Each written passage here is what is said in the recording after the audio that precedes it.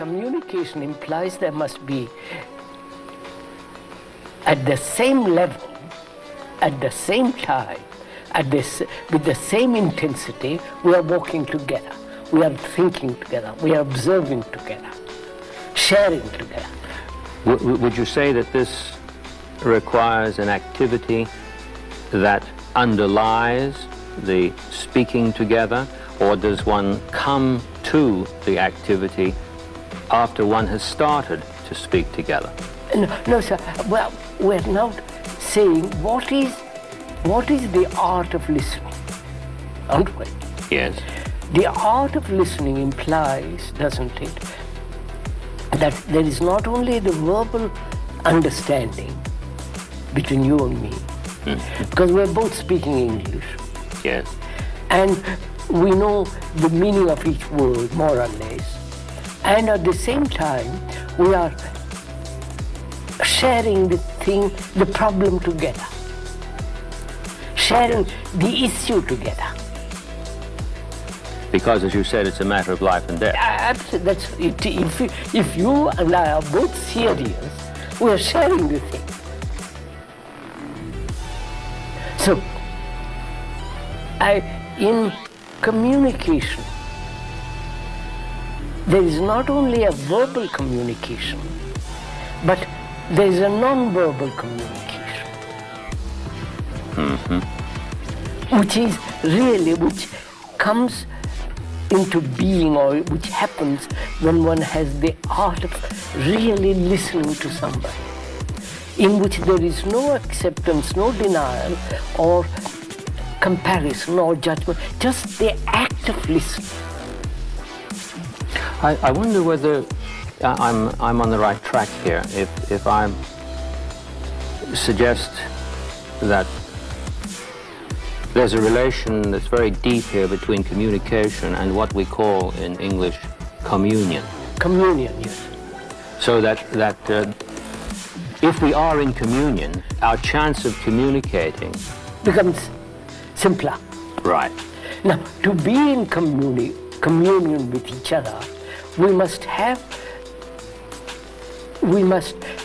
both of us must be serious about the same problem, at the same time with the same passion. Otherwise, there is no communication.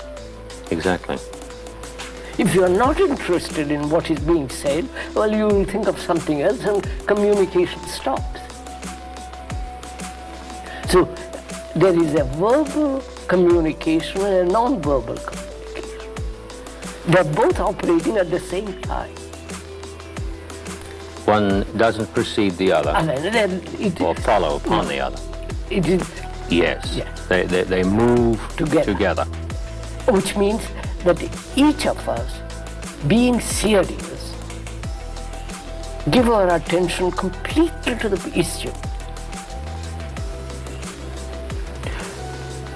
That act of seriousness that takes place then requires the utmost devoted attention.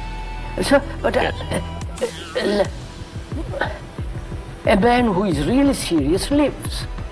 Not the man who is flippant or merely wanting to be entertained. He doesn't live.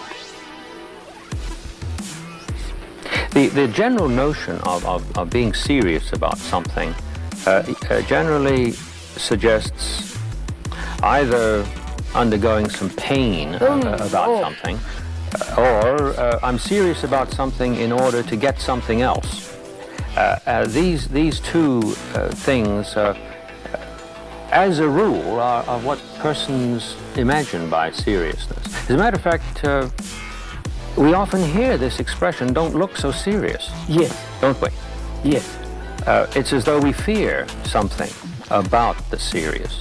So, look, as we said yesterday, the world is in a mess. Yes.